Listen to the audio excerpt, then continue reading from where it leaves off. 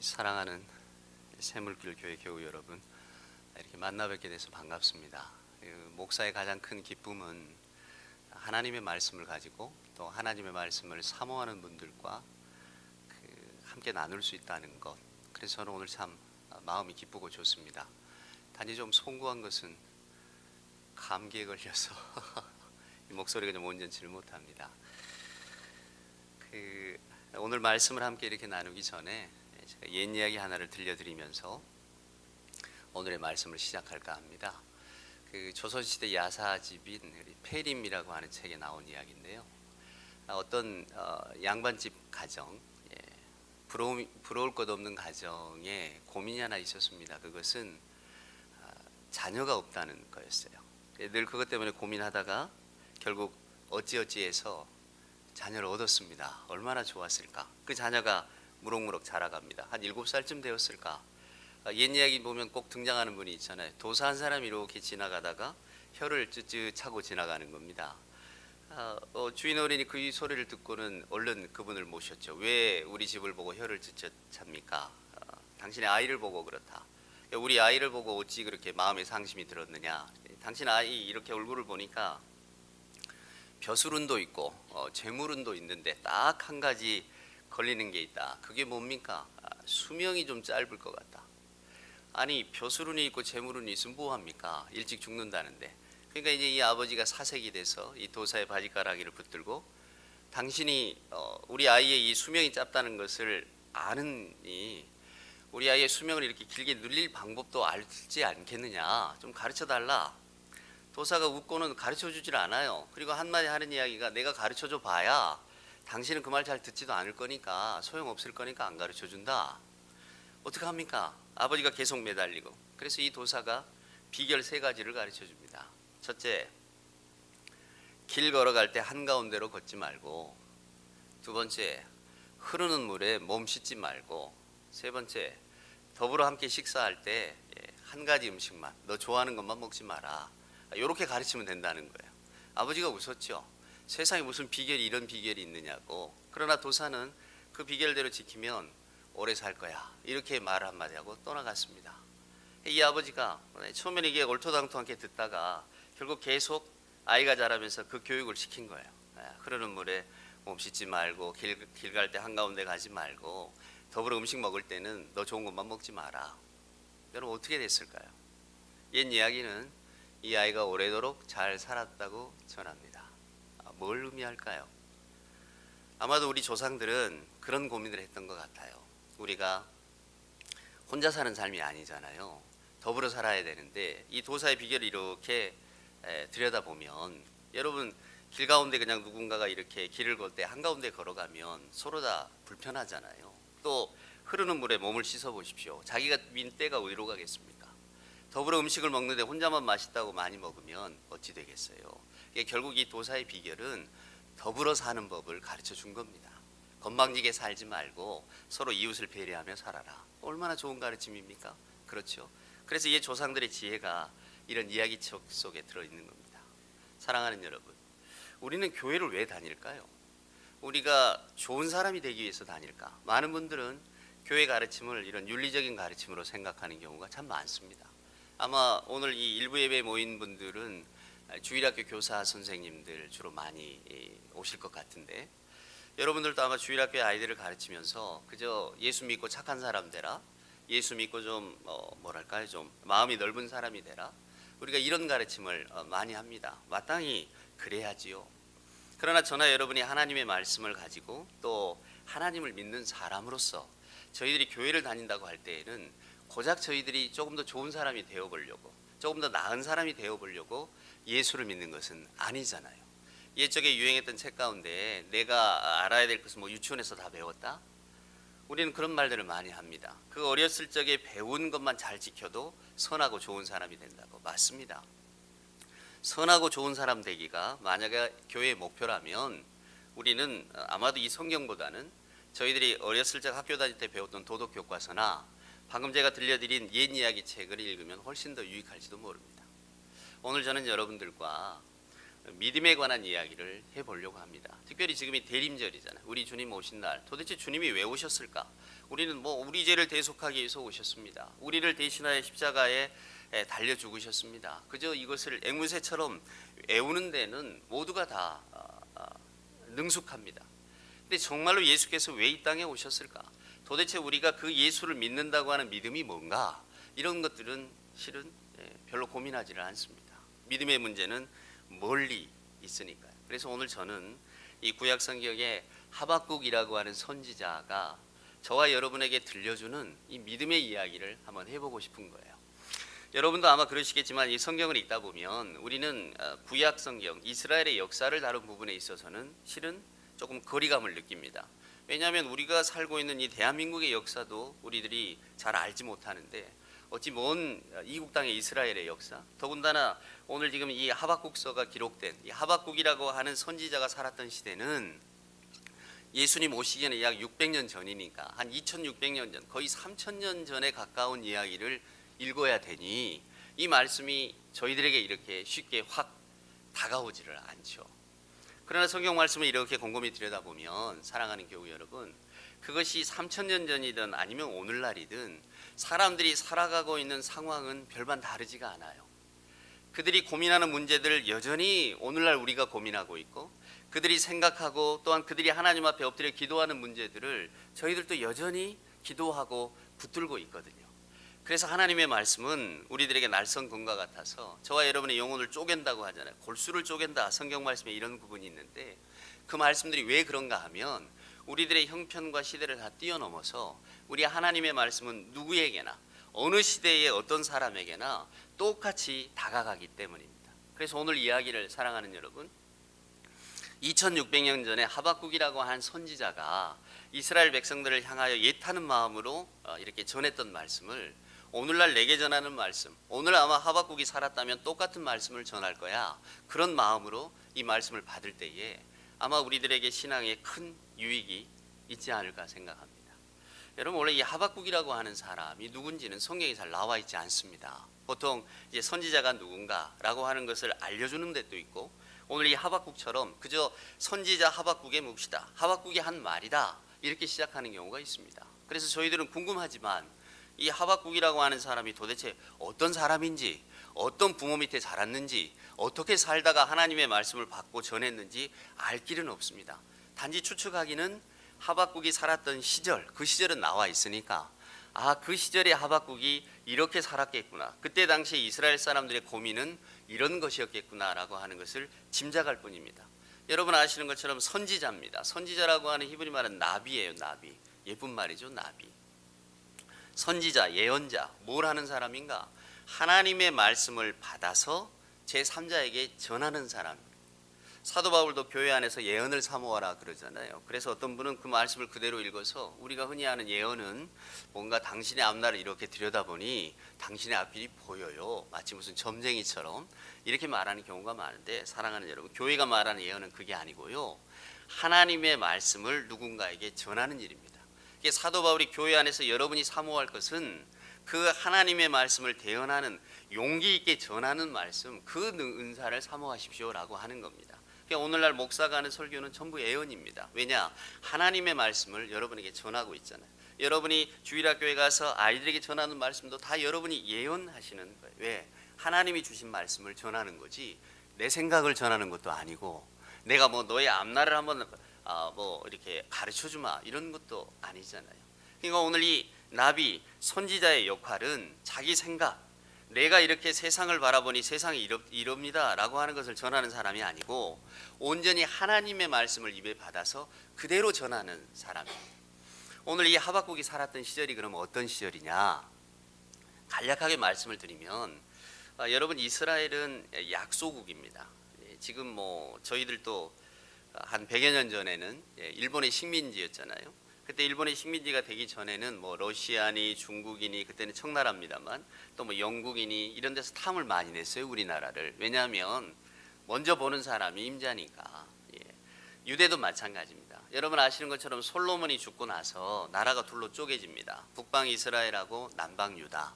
하나로 합쳐져도 사랑하는 여러분, 이게 그 주변의 강대국들에 비하면 인구도 작고 땅도 작고 작은 나라인데 이게 둘로 갈려졌으니 얼마나 힘이 분산이 되고 어려웠겠어요.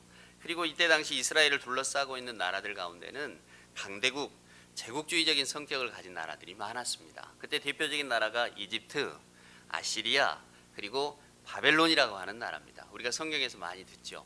그래서 북방에 있는 이스라엘은 한 700여 년 전에, 그러니까 주님이 오시기 기원전 700여 년 전에 이미 아시리아에 멸망을 합니다. 그리고 지금 하박국이 살던 시절에는 아직 남방 유다, 즉 다윗의 유산인 남방 유다는 아직은 이스라엘의 어떤 정체성을 갖고 있을 때예요. 근데 호시탐탐 주변의 강대국들이 이스라엘을 노리고 있죠. 그러니까 만약에 저나 여러분이 그 시절에 산다면 아마 여기 앉아 계신 분들 가운데 연세가 지긋한 분들, 일제시대를 겪고 또 우리 한국전쟁을 겪은 분들은 얼마나 나라가 힘이 없고 힘들 때에 백성들의 삶이 피폐해지는가를 여러분 잘 아실 겁니다. 그때 당시 이스라엘의 삶이 꼭 이랬어요.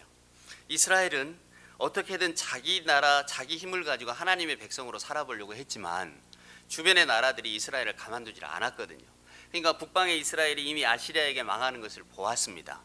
그리고 지금 남방 유다도 호시탐탐 노리고 있는 세력 속에서 어떤 나라에게 복속이 될지 잘 모르고 있을 시절이에요. 그때 마침 하박국이 살던 시절에 남방 유다는 누구의 지배를 받고 있었냐면 이집트라고 하는 나라의 지배를 받고 있었습니다. 성경에 나오는 애굽.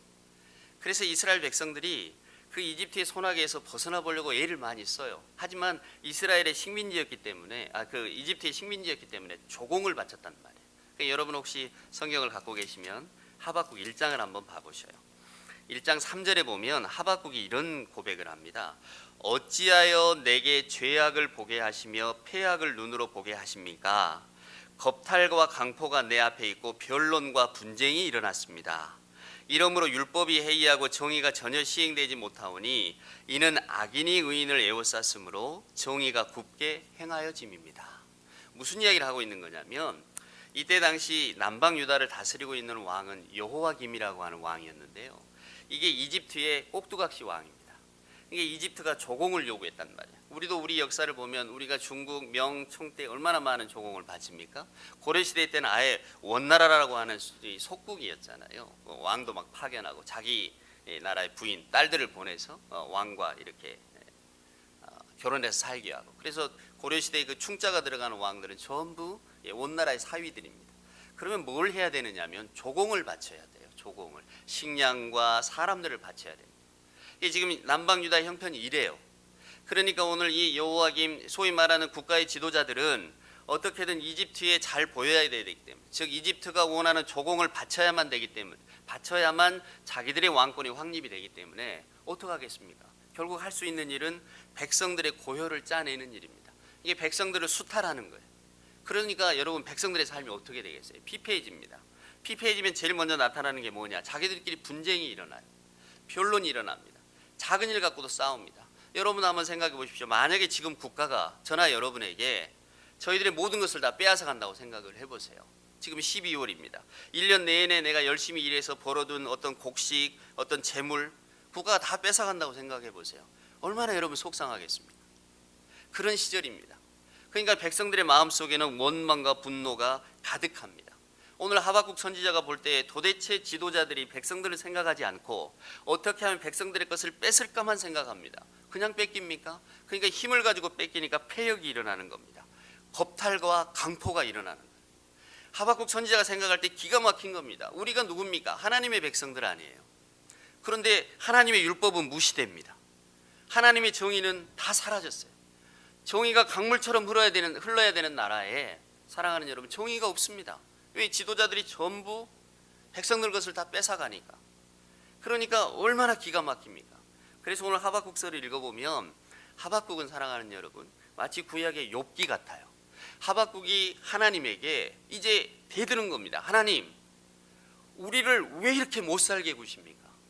하나님, 우리가 하나님의 자녀들인데 왜 우리가 이렇게 어렵게 살아야 됩니까? 도대체 언제까지 우리는 이런 고통을 받아야 됩니까? 성경 그것을 신정론의 문제라고 합니다. 즉, 왜 하나님이 다스리는 이 세계에 악이 있냐 그 말이에요.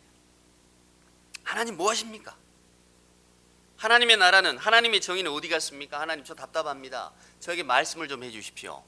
이게 하박국 1장의 이야기입니다. 그랬더니 하나님께서 답변을 하십니다. 무슨 답변을 하느냐면, 하박국아 너 속상하지? 그러나 너무 속상해하지 마라.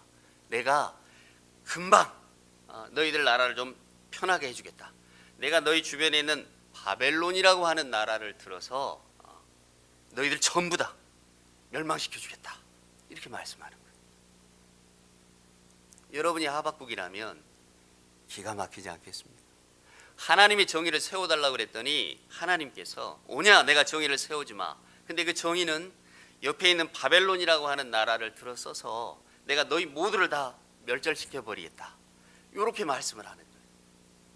그래서 하박국이 기가 막힙니다. 우리 흔히 하는 말로 뭘 피하려더니 뭘 만났다고 말입니다. 지금 애굽 아래에서 힘들었다고 하소연을 했더니 하나님께서 그것을 면해주마 하시면서 더 나쁜 바벨론이라고 하는 나라, 더 강대국, 더 아주 잔인하고 더 무도한 나라를 들어서 너희들을 그냥 전부 다 망하게 해주겠다고 하니 얼마나 여러분 기가 막히겠어요. 이런 신탁은 들을 만도 못하죠. 이런 대답은 듣고 싶은 대답이 아닙니다. 하박국이 기대했던 대답은 염려 마라. 조금만 기다려라. 내가 눈을 뜨고 너희들의 형편을 헤아리고 있다. 너희들은 내 자녀다. 내가 금방 구원해 주마. 이것을 기대했을 겁니다. 그리고 그것을 기대하면서 하나님 앞에 나아갔을 거예요. 그런데 하나님께서 엉뚱한 말씀을 하십니다. 바벨론을 들어서 이 문제를 해결해 주겠다. 하박국이 기가 막히잖아요. 하나님, 이건 제가 원한 바가 아닙니다. 하나님, 저는 이런 대답을 원한 게 아닙니다. 그때 이제 하나님께서 하박국에게 주신 유명한 말씀이 있습니다. 여러분도 너무나 잘 아셔요. 우리가 이 말씀이 하박국에 있었구나라고 하는 것을 아시게 될 겁니다. 하박국서 2장입니다. 한 장만 넘어가 보셔요. 자, 하나님 이렇게 말씀합니다. 3절입니다. 이 묵시는 정한 때가 있나니 종말이 속히 이르겠고 결코 거짓되지 아니하리라. 비록 더딜지라도 기다리라. 지체되지 않고 반드시 응하리라. 보라, 그의 마음은 교만하며 그 속에서 정직하지 못하나 의인은 그의 믿음으로 말미암아 살리라. 하나님이 무슨 말씀을 하느냐면 오늘 하박국에 이런 말을 합니다. 하박국아, 네 눈에 보기에는 애굽이 커 보이고 바벨론이 커 보이지 저 나라가 영원할 것 같지 그렇지 않아. 저 나라 멸망하는 것 얼마 되지 않아. 하지만 너는 그 때가 올 때까지 더디더라도 참고 기다려야 돼. 왜냐하면 내가 반드시 임할 거니까. 지체되더라도 기다려야 된다. 그러니 너는 의인은 그의 믿음으로 말미암아 산다. 이게 로마서에 나오는 유명한 말씀 아닙니까? 사도 바울이 전한, 사랑하는 여러분. 그러니까 오늘 하박국에게 주시는 하나님의 말씀이 그거예요. 많이 힘들어도 견디라는 거예요. 네가 원하는 것처럼 즉각적으로 모든 것이 이루어지지는 않겠지만 그러나 내가 명한 바, 내가 계획한 바는 반드시 이룰 터이니 너는 지켜라. 그 지킴을 가지고 사는 것이 곧 믿음이다. 의인은 믿음으로 살리라. 우리는 여기서 궁금증이 생깁니다. 그럼 도대체 그 믿음이란 게 뭘까요? 하나님 기다리겠습니다. 하나님의 말씀이 이루어질 때까지 기다리겠습니다. 그런데 그러면 의인은 믿음으로 산다고 했는데 그 믿음이 뭡니까? 그게 바로 오늘 저와 여러분이 읽은 이 말씀입니다. 하박국서 3장 17절 18절에 나온 이 말씀 말이에요. 주일학교 아이들도 부르잖아요. 무화과 나무 잎이 없어도 마르고 포도 열매가 없어도 주일학교 아이들 찬양하죠. 여러분도 찬양할 겁니다. 하지만 사랑하는 여러분, 이걸 이렇게 곰곰이 들여다보면 야, 누가 이런 믿음을 가질 수 있겠는가 이런 생각을 하게 됩니다. 한번 보십시오. 비록 무화과 나무가 무성하지 못하고 포도나무 열매가 없고 또 감람나무 소출이 없고 밭에 먹을 것이 없고 우리의 양이 없고 외양간에 소가 없어도 나는 하나님으로 말미암아 즐거워하며 나의 구원의 하나님으로 말미암아 기뻐하리로다. 오늘 하박국이 어떤 이야기를 하느냐면 하나님께서 말씀합니다. 오직 의인은 믿음으로 살아. 너는 참고 기다려야 돼. 라고 하시는 그 말씀 속에 이제 그의 마음속에 깨달음이 오는 겁니다. 어떤 깨달음입니까? 나는 즉각적인 하나님의 개입을 원하고 바로 지금 내 눈앞에서 하나님의 구원이 이루어지는 것을 내가 목도하리라, 나는 그 바람을 가졌는데 오히려 하나님의 말씀은 기다려라 하는 거예요. 하지만 하나님이 온다는 것을, 하나님의 심판, 하나님의 개입이 있다는 것을 믿고 기다리는 것이 의인이야. 그럴 때 도대체 그 의인은 어떤 믿음을 가집니까? 라고 할 때 오늘 하박국의 고백이 무화과 나무가 무성하지 못하고 포도나무 열매가 없고 내가 이렇게 내 외양간에 소도 없고 양도 없어도 나는 하나님을 생각하며 기뻐할 수 있다. 이것이 믿음이구나 라고 하는 것을 깨달았다는 겁니다. 근데 여러분, 이게 얼마나 어려운 이야기죠. 오늘 제 설교 제목이 무항산 무항심이잖아요. 저희 아버님이 이 서예를 하셨는데 잘 쓰시던 글귀입니다. 이게 중국의 고전인 맹자에 나오는 이야기입니다. 제 나라의 선왕이라고 하는 이가 이 맹자라고 하는 분을 만나서 묻습니다. 어떻게 해야 제가 정치를 잘할 수 있을까요? 정치란 게 도대체 뭘까요? 맹자의 대답은 이겁니다. 먹고 사는 문제를 해결해 주셔야 됩니다. 그게 정치입니다. 등 따시고 배부르게 해주면 됩니다. 그게 안 되면 백성들이 무도해집니다. 예가 없어지고 효가 없어지고 결국 나라의 기강이 무너지게 됩니다. 그래서 왕께서 해결하셔야 될 일은 백성들에게 먹을 것을 주는 일입니다. 그게 정치입니다. 그러면서 하는 유명한 이야기가 무항산 무항심입니다. 즉 한결같은 소산이 없으면, 즉 저나 여러분에게 먹고 살 만한 게 없으면 무항심, 사람의 마음이 일정할 수가 없다는 거예요. 마음에 딱 와닿지 않으십니까? 무항산 무항심. 교회에 오면 우리가 하박국 선지자의 이야기를 하게 됩니다. 비록 우리가 무화과 나무 잎이 마르고 감람나무 또 포도나무 열매도 없어도, 우리 소도 없고 양도 없어도 우리 하나님으로 인하여 즐거워하자. 이게 교회가 말하고 있는 믿음 아닙니까? 근데 저나 여러분의 현실의 삶이 그렇게 흘러갑니까? 사랑하는 여러분, 여러분의 외양간에 소나 양이 없어도 즐거워할 수 있으십니까? 오늘 저희가 주일 아침에 이렇게 이른 아침부터 나와서 하나님의 말씀을 함께 나누고 예배합니다. 무엇 때문일까요? 우리를 이렇게 예배할 수 있도록 가능하게 만드는 게 뭡니까? 우리들의 건강 아닙니까? 제가 아까 감기 때문에 좀 송구하다는 말씀도 드렸지만, 만약에 감기가 심해서 제가 목소리가 잠겼다면 오늘 여러분에게 아무리 좋은 말씀을 갖고 있어도 전할 수가 없잖아요. 건강이라고 하는 거 정말 이게 소중한 겁니다. 근데 오늘 성경의 말씀, 하박국의 말씀으로 미루어서 이야기하면 건강 없어도 나는 하나님을 찬양합니다. 이렇게 돼야 됩니다. 이게 믿음이라고. 그게 여러분 얼마나 믿음이 어렵습니다. 저나 여러분에게 현실의 삶이라고 하는 것은 언제나 큽니다. 오늘 이 하박국 선지자의 간절한 외침을 한번 보십시오. 지금 당장에 모든 것이 다 뺏기고 수탈되고 백성들 사이에 서로 다투고 정말로 아비규환 같은 상황이 벌어지고 있는데 하나님은 기다리라고만 하신다 그 말. 염려 마라, 보이는 세계 그거 얼마 가지 못한다. 그러나 하나님의 세계는 영원하다. 오늘 하박국에도 유명한 말씀이 나와요. 물이 바다를 덮은 같이 온 땅에 하나님의 임재함을 알게 될 것이다. 그때가 온다는 겁니다. 그러나 그때까지 기다려야 되는데 그런 믿음이 과연 너에게 있느냐 하는 거예요. 하박국이 하나님 앞에서 이 말씀을 듣고 깨닫는 겁니다. 사랑하는 여러분, 그렇구나. 믿음이라고 하는 것이 바로 이런 것이구나. 내 눈앞에 있는 조건을 가지고 흔들리는 것이 믿음이 아니구나. 하나님을 믿는다는 것이 이렇게 깊고도 깊은 것이구나 하는 것을 깨닫게 되는 겁니다. 이름을 대면 알만한 우리나라 빈민운동의 아주 대부 같은 목사님이 계세요. 이미 소천하셨어요. 이분이 이제 육군 군종 목사님으로 계셔서 저도 이분의 어떤 이야기를 듣게 됐는데 1960년대, 70년대 상계동이니 이런 빈민들과 함께 하면서 그들의 권익을 위해서 투쟁하셨습니다. 그러니 우리가 산업화 시대를 거치고 또 독재 정치를 거치면서 얼마나 많이 고초를 당하셨겠어요. 근데 이분이 가정이 있었거든요. 사모님하고 아들 둘을 가지고 있었는데 이분이 빈민운동을 하면서, 사랑하는 여러분, 우리가 손이 두 개잖아요. 그럼 한 손은 빈민에다 주고 한 손은 가정에 둬야 될 터인데 이분은 그냥 빈민에게 두 손을 다 줘버렸어요. 그러니까 사모님이 살다 못해서 너무 힘드니까 이렇게 살 바엔 차라리 이혼합시다. 그렇게 해서 결국 가정이 깨어졌어요. 이혼을 했는데 이혼하고 몇 년 지나지 않아서 사모님 병이 들어서 돌아가시게 됐습니다. 근데 이 사모님이 장성한 두 아들을 불러놓고 이제 유언을 하시는 겁니다. 뭐라고 말씀하셨느냐? 너희들이 아버지를 존경하는 거 내 잘 알고 있다. 너희들이 아버지의 삶을 속속들이 알고 있기 때문에 아버지를 얼마나 사모하고 아버지가 하시는 일을 얼마나 귀하게 여긴다는 것을 내가 잘 알고 있다. 하지만 아들들이니까 내가 너희들에게 유언을 한다. 너희가 아버지 일이 좋게 보여서 아버지의 뒤를 이어서 그 일을 하고 싶거든 절대로 결혼하지 마라.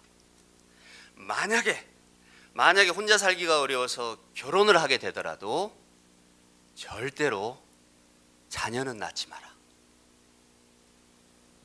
이게 그분의 유언이셨대요. 여러분 잘 아시는 인도의 성자라고 하는 간디 있잖아요. 간디의 숨겨진 가정사를 보면 이 간디가 아들들하고 죽을 때까지 화해를 못했어요. 간디의 장례식장에 아들들이 나타나질 않았습니다. 왜? 인도의 빈민들을 위해서 아버지는 다 주었지만은 정작 가정을 돌보는 데는 소홀하셨다 그거예요. 참 어렵습니다. 삶의 문제는 저와 여러분에게 너무나 무겁게 다가옵니다. 사랑하는 여러분, 그럴 때 저희들이 이 믿음의 문제를 어떻게 감당해야 될 것인가? 오늘 이 하박국이 말한 마지막에 이 믿음의 고백, 하나님 제가 비록 무화과 나무가 무성하지 못하고 포도나무 열매가 없고 밭에 먹을 것이 없고 우리의 양도 외양간에 소가 없어도 나는 하나님으로 인하여 나는 기뻐할 수 있습니다 라고 하는 이 고백이 얼마나 사랑하는 여러분 귀한 믿음의 고백인가를 한번 생각해 보세요. 오늘 지금 하박국이 말하는 이 고백은 여러분 그저 애굽에게 수탈당하고 부도덕한 정치 지도자에게 모든 것을 다 뺏기고 지금 이런 문제가 아닙니다.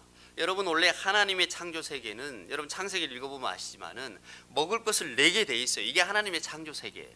근데 무화과 나무 잎이 마르고 포도나무 열매도 없고 만약에 우리의 양도 무도 없다고 한다면 이미 이 모든 것이 다 무너진 상태입니다. 아시는 것처럼 창조의 순서를 보면 이런 것들이 다 창조된 다음에 인간이 창조가 되잖아요. 근데 이런 것들이 땅이 소산도 내지 않고 소나 양도 없게 되면 인간이 어떻게 존재하겠습니까? 그러니까 오늘 하박국이 말하는 것은 더 큰, 더 아주 무시무시한 현실을 두고 이야기하고 있는 겁니다. 사랑하는 여러분, 하나님, 저는 정말로 그런 세계가 와도 지금 내가 경험하고 있는 이 세계보다도 더 험악한 세계가 와도 나는 하나님으로 인하여 기뻐하겠노라고 사랑하는 여러분 고백하는 겁니다. 하박국이 왜 이런 고백을 할 수 있을까? 하나님이 그의 구원되심을 알았기 때문이에요. 예수님이 이 땅에 오셨습니다. 요한복음에서 분명히 말씀합니다. 나는 여러분들에게 뭘 주러 왔느냐? 생명을 주러 왔다고. 그것도 더 풍성한 생명을 주러 왔다고. 우리들이 이 땅에 살면서 저나 여러분이 눈에 보이는 생명에만 마음을 뺏깁니다. 먹는 것, 입는 것, 눈에 보이는 생명이죠. 사랑하는 여러분, 이것이 없이는 우리는 마치 죽을 것처럼 살아갑니다. 저도 여러분도 마찬가지 아니겠습니까? 우리가 살고 있는 이 자본주의 시대에 당신은 무엇을 가졌고 그것을 가지고 무엇을 할 수 있느냐에 따라서 우리들의 평판이 달라지잖아요. 그래서 저도 여러분도 명예를 갖기 원하고 권세를 갖기 원하고 부를 갖기를 원합니다. 여기 앉아 계신 분들 가운데 어느 누가 그것을 부정하겠습니까? 나는 가난해도 좋아요, 나는 정말로 힘들어도 좋아요. 그걸 누가 정말 현실 속에서 이야기할 수 있겠습니까? 요즘 제가 즐겨 부르는 찬송 하나가 있습니다. 그거 뭐냐면 주와 함께라면 가난해도 좋아. 또 2절은 주와 함께라면 병들어도 좋아. 아니 가난하고 병드는 게 뭐가 좋다고 이런 노래를 합니까? 아마 믿음을 모르는 사람들이 듣는다면 저건 저 사람 좀 정신이 좀 이상하다, 아마 이렇게 이야기를 할 겁니다. 저도 가난한 거 싫고 병든 거 싫습니다. 여러분도 그러실 겁니다. 하지만 그 찬송의 여러분 의미가 뭘까요? 방점은 가난과 병에 있는 게 아니라 주와 함께라면에 있는 겁니다. 그러니까 우리가 예수를 믿는다고 하는 것은 남들이 보지 못하는 놀라운 영원한 생명에 대한 소망을 가졌다는 것 아니에요? 예수께서 그 생명을 주시려고 우리에게 오셨잖아요. 인간의 기술이 아무리 발달하고 저나 여러분이 뭐 어떤 지식을 갖고 있다 할지라도 우리의 생명을 연장하는 법이 있겠습니까? 우리가 영원히 살 수 있겠습니까? 우리의 이 육신의 생명은 언젠가는 끝날 날이 오지 않겠냐 그 말이에요. 그런데 하나님의 구원, 즉 교회는 그 구원에 대한 이야기를 하는 것이 교회입니다. 그러니까 이 얼마나 멋지고 이 얼마나 깊은 것입니까? 단지 좀 우리가 예수 말씀대로 살아서 좀 착하고 선한 사람 되자? 아니 우리가 착하게 살면 사람들이 다 우리를 보고 예수 믿으니까 저런가 보다고 그럴 거 아니냐? 결국은 도덕적이고 윤리적인 대로 흘러가 버립니다. 여러분 기독교 신앙은 더 깊어요. 깊습니다. 우리 하나님은 생명에 대한 이야기를 하셔요. 오늘 하박국에게 말합니다. 너 보는 것, 너 눈에 보이는 것, 너 그것이 전부라고 생각하지 아니라는 거예요. 하나님의 구원의 세계를 보라는 겁니다. 그것이 믿음이라고 하는 거예요. 어떤 분이 이런 비유를 하시더라고요. 저는 아주 적절하다고 생각합니다. 저희 어릴 적에는 지금 뭐 아이들이 노는 것 같은 뭐 장난감이 있습니까? 뭐가 있습니까? 오직 이 사내 아이들이 노는 것은 짐작하시겠지만 딱지, 구슬입니다. 저도 어려서 형님들이 많았기 때문에 딱지, 구슬의 세계에 일찍 입문해서 또래 아이들 가운데 그걸 참 잘했어요. 그러니까 책상 서랍 속에는 언제나 딱지, 구슬이 잔뜩 들어 있었습니다. 그래서 제가 학교가 끝나고 돌아와서 친구들하고 뭐 놀고 돌아오거나 하면 제 큰 유일한 너무너무 즐거움은 그 서랍을 열어보면서 구슬이 쫙 굴러 들어오는 소리, 딱지가 이렇게 쌓여 있는 걸 보는 것이 제 기쁨이었어요. 근데 만약에 여러분, 제가 지금 서랍 속에 딱지하고 구슬을 잔뜩 넣어놓고 그걸 열어볼 때마다 씩 웃는다면 아마도 저를 병원에 데려가겠죠. 성경이 말하는 세계는 그겁니다. 우리가 어린아이 때는 바울의 말처럼 어린아이 일을 생각하지만은 어른이 되면 어른의 일을 생각하지 않겠습니까? 이렇게 말하는 것처럼 우리가 어린아이일 때는 딱지와 구슬의 세계가 전부지만은 어른이 되면 그것이 아무런 의미가 없다는 것을 알게 되잖아요. 신앙의 세계는 이런 거거든요. 저희들이 지금 몸담고 있고 저희들이 애타하는 이 모든 것들을 저희는 정말 소중하게 생각합니다. 이것이 없으면 마치 죽을 듯이 살아요. 저도 그렇고 여러분도 그렇습니다. 저는 여러분이 보시기에 아직 젊잖아요. 건강도 있고 아직 이루어야 될 소망도 있고 꿈도 있습니다. 그러니 제가 이 하박국과 같은 심사를 알겠습니까? 아니면 오늘 여러분들 늘 우리 새물글 교회 교우들로서 내가 몇십 년을 봐왔는데 요즘 그 권사님, 요즘 그 어르신 요즘 아파서 못 나오신다. 그럴 때 그 병석에 누워있는 분들이 얼마나 이 교회에 예배하는 자리를 그리워하시겠어요? 근데 그 마음을 우리가 헤아릴 수 있겠습니까? 우리는 아직 건강한데.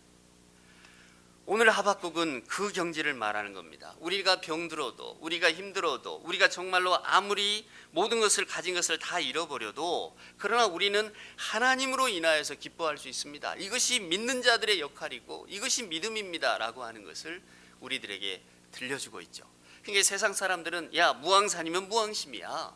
뭔가 내가 건강도 있고 가진 것도 있어야 내가 한결같은 마음을 가지고 예도 차리고 우리 옛말처럼 의식족이 지혜절, 내가 뭔가 의식이 좀 돼야 뭐 예도 차리고 뭐 사람으로 살아가지. 이게 없으면 어떻게 되느냐라고 이야기를 해도 우리 예수 믿는 분들은 나는 그게 없어도 그러나 나는 믿음으로 살 수 있어. 당신들이 모르는 기쁨이 내게는 있어. 이렇게 말할 수 있는 그런 믿음이 과연 우리에게 있는가 하는 겁니다. 아마도 그 믿음을 가지고 있으면 우리는 정말로 세상이 무서워하는 사람이 될 겁니다. 다윗이 고백하잖아요. 여호와는 나의 목자시니 내게 부족함이 없으리로다. 사랑하는 여러분, 다윗이 왜 부족함이 없습니까? 다윗이 얼마나 많은 죽을 고비를 넘겼습니까? 사울이 죽이려고 하지요. 전쟁통에서 얼마나 많은 죽음의 경험을 합니까? 또 나중에는 왕이 되어서도 아들에게도 쫓기기도 하잖아요. 다윗의 삶을 이렇게 들여다보면 정말로 파란만장합니다. 근데 다윗은 이렇게 고백하잖아요. 하나님이 내 목자가 되셨기 때문에 내 인생에 부족함이 없었노라고. 내가 늘 푸른 초장 쉴만한 물가에서 나는 항상 머물렀노라고. 어디 다윗의 인생을 보면 푸른 초장과 쉴만한 물가만 있었습니까? 항상 광야였고 많은 시절 쫓겨다녔고 언제나 생명이 위태로운 순간 속에 있었죠. 그러나 다윗은 그것을 뛰어넘는 겁니다. 하나님이 함께 하셨다면 그 광야도 내게는 푸른 풀밭이었습니다. 하나님이 함께 하셨기 때문에 내 생명의 위협의 그 순간에도 나는 하나님이 내 목자시니 내게 부족함이 없었다고 말할 수 있었습니다. 이렇게 말하는 겁니다. 이게 실은 사랑하는 여러분, 신앙인의 당당함이 아니겠습니까? 오늘 성탄절은 그것을 우리에게 일깨워 주는 겁니다. 하나님의 구원하심을 보리라. 누가가 그렇게 말하잖아요. 주님이 이 땅에 오셨다는 것은 하나님의 구원하심이 이렇게 펼쳐진다는 겁니다. 저나 여러분에게 하나님의 구원하심을 보여주겠다는 거예요. 우리가 구원하는 거 아닙니다. 저나 여러분이 근사한 사람이 되고 저나 여러분이 조금 더 나은 사람이 돼서 우리 사회를 아름답게 만들고 우리 사회를 구원으로 이끈다, 이런 게 아니에요. 저나 여러분은 여전히 작은 일 때문에, 작은 물질 때문에, 또 사람과의 관계 속에서 항상 속상해하고 안타까워하지만은 그럼에도 불구하고 하나님은 우리를 사랑하셔서 우리에게 하나님의 구원하심을 보게 해주겠다라고 하는 것이 바로 성탄절이고 다시 오실 주님을 기다리는 이 대림절 아닙니까? 우리 교회가 여러분 뭡니까? 종말론적 메시아 공동체 아니에요. 저희들은 늘 다시 오실 주님을 기다립니다. 왜? 주님이 오셔야 우리의 모든 삶이 구원이 되니까요. 우리는 오늘도 애타며 삽니다. 삶의 조건 때문에 애타하고, 저나 여러분이 좀 근사하게 살지 못해서 애타하고, 나는 왜 교회를 10수년을 다녔는데도 믿음이 이 모양인가 항상 후회하고 한탄하면서 살아가죠. 그러나 여러분, 그것이 우리의 현실입니다. 저나 여러분이나 믿음의 자리는 정말로 이만큼도 없는 것 같아요. 오죽하면 예수님께서도 겨자씨만한 믿음이 있다면 여러분들이 그러지 않을 거라고, 이 산을 들어 바다로 빠지라고 해도 빠질 거라고. 결국 예수님의 그 말씀은 저나 여러분에게는 겨자씨만한 믿음도 없다는 것 아니겠어요? 그래서 이 믿음이 참 어려운 겁니다. 저는 그럼에도 불구하고 여전히 우리를 사랑하시고 믿음 가운데 이끌어 주시는 하나님이 얼마나 감사한지. 그래서 저의 기도의 제목도, 하나님 저도 하박국처럼 이런 기도를 언젠가는 좀 올릴 수 있었으면 좋겠습니다. 지금은 이런 상황이 되면은 정신줄도 놓아버릴 것 같고, 나는 어찌해야 될지도 모를 것 같고, 그런 형편이지만, 그럼에도 불구하고 오늘 하박국 선지자에게 주셨던 이 말씀, 하박국 선지자도 불평하고 불만했지만 결국 하나님의 구원 역사를 깨닫고, 아, 하나님, 나는 그런 믿음을 갖고 싶어요. 그리고 나는 그 믿음으로 살겠습니다 라고 하는 고백을 드렸던 것처럼 우리도 이런 고백을 드릴 수 있다면 얼마나 좋을까요? 마지막으로 이 말씀만 하고 마치겠습니다. 여러분, 이혜인이라고 하는 수녀님 있으시잖아요. 얼마 전에 그분이 쓴 시를 보니까 제 마음에 탁 와서 박히는 게 있었습니다. 여러분도 아마 한 번쯤 들어보셨을 것 같은데, 겨울 숲길을 가다라고 하는 짤막한 시예요. 제가 한번 읽어드릴게요. 봄, 여름 데리고 호화롭던 숲, 가을과 함께 서서히 옷을 벗으면 텅 빈 해질녘에 겨울이 오는 소리, 문득 창을 열면 흰눈 덮인 오솔길, 어둠은 더욱 깊고 아는 이 하나 없다. 별 없는 겨울숲을 혼자서 가니 먼 길에 목마른 가난의 행복, 고운 별 하나 가슴에 묻고 겨울숲길을 간다. 그래요, 우리에게는 고운 별이 있잖아요. 사랑하는 여러분, 그런 생각이 들었습니다. 비록 우리의 삶이 지금은 봄, 여름 데리고 호화로운지 몰라요. 아마 저나 여러분이라는 조금은 더 호화로운 것 같아요. 그러나 언젠가는 낙엽을 다 떨어뜨리는 가을이 올 것이고, 또 저와 여러분에게도 꼼짝할 수 없는 겨울이 오지 않겠습니까? 정말로 어두워요. 아는 이도 하나 없는 그 겨울 숲길을. 그러나 나는 내 마음속에 있는 고운 별이 있기 때문에 그 겨울 숲길을 간다는 거예요. 야, 이 기가 막힌 신앙의 시구나. 저는 그렇게 생각했습니다. 사랑하는 여러분, 오늘 또 성탄에 오신 우리 주님, 우리가 별로 상징하잖아요. 밝음이잖아요. 어두운 세상에 밝은 별로 오신 우리 주님이라고 하는 고운 별이 우리 안에 있잖아요. 이 고운 별을 하나 우리 마음에 품고, 사랑하는 여러분, 때로는 겨울숲과 같은 우리의 인생길, 저희들이 좀 당당하게 걸어갈 수 있지 않겠습니까? 그것이 저의 소망이고, 저는 여러분의 소망도 됐으면 좋겠습니다.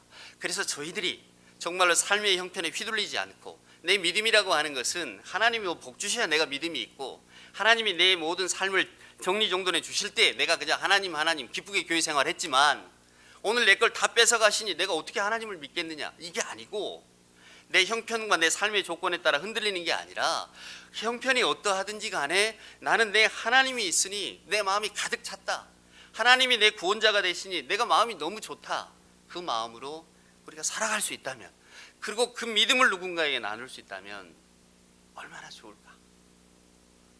이것이 우리의 기도 제목이 되기를 소원합니다.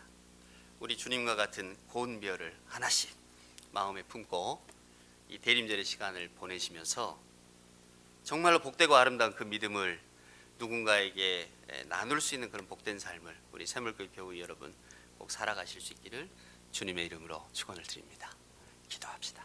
하나님 감사합니다. 연약한 저희들에게 자녀되는 복됨을 주시고, 늘 세상 일에 오락가락하는 저희들의 경박함을 아시지만 그럼에도 불구하고 구주 예수 그리스도를 통한 구원의 기쁨을 또한 허락하시니 감사합니다. 오늘 하박국 선지자를 통해 주신 말씀과 같이 저희들 삶의 조건에 휘둘리지 않고 그저 우리 하나님으로 인하여 기뻐할 수 있는 믿음의 삶을 살아갈 수 있도록 저희들의 생각과 마음을 주장하여 주시옵소서. 귀하신 예수님의 이름으로 간절히 기도드리옵나이다. 아멘.